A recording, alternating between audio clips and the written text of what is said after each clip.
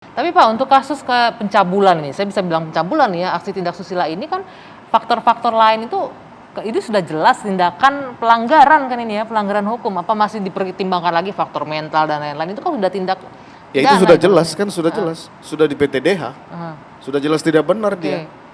Kita harus kasih Diberhentikan dengan contoh. tidak hormat ya. Upaya represif, penegakan kode etik dan disiplin secara tegas dan keras.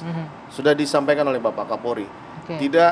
Tidak ada siapapun itu, apakah dia anggota, kemudian Kapolsek atau Kapolres, itu kita lakukan tindakan secara tegas dan keras.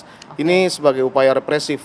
Apabila upaya preventif itu sudah Langsung masuk ke represif Ya. kalau tidak. Lalu pertanyaannya kemudian, apakah tindakan seperti ini, pemecatan dengan tidak hormat ini bisa memberikan efek jera? Menurut Anda bagaimana? Kita lanjutkan nanti ya, usai jeda. Dua Sisi kembali sesaat lagi.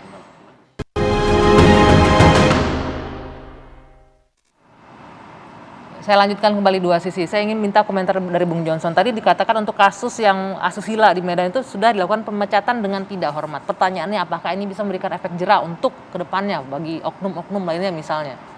Begini Anggi, kalau kita bicara asusila, terutama yang menyangkut isu seksual ini ya, ini kan ada dua ya. Yang pertama adalah yang di mana persoalan polisi terlibat. Saya kira kita sangat percaya betul bahwa pimpinan yang tidak ada kompromi dari atas sampai bawah, saya percaya. Cuman pertanyaannya adalah bagaimana penanganannya. Nah, saya kira tekanan penanganannya tidak bisa hanya melulu menindak anggota dengan sangat keras. Karena di situ ada korban. Jadi perspektif korban harus segera cepat. Karena kalau korbannya juga berlama-lama, ini yang bisa diolah menjadi isu. Karena isu seksual itu isu yang sedang sensitif. Yang kedua adalah secara politik Pak, ini saya harus ingatkan kepada teman-teman polisi, kekerasan seksual ini sekarang jadi isu penting.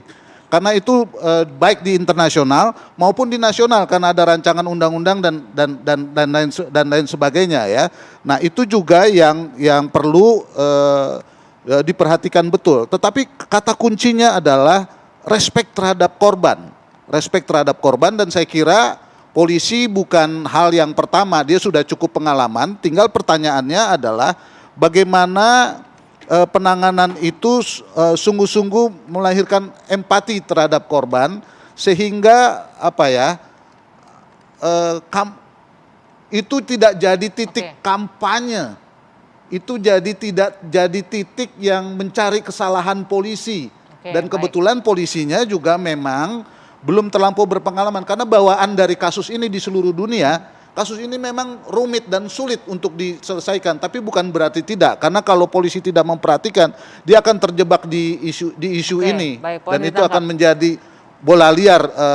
Jangan sampai begini Pak, gara-gara isu ini tidak kita pahami betul, kita jadi perang tagar.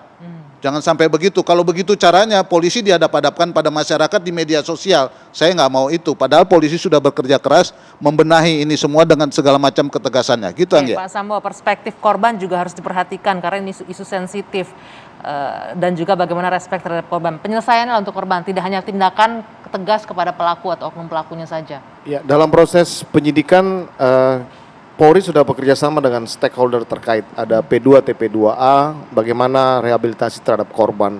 Yang jelas bahwa dalam proses penanganan ini, saya atau Polri berkomitmen untuk terus menegakkan aturan hak asasi manusia, kesetaraan gender, dan terkait dengan kinerja anggota.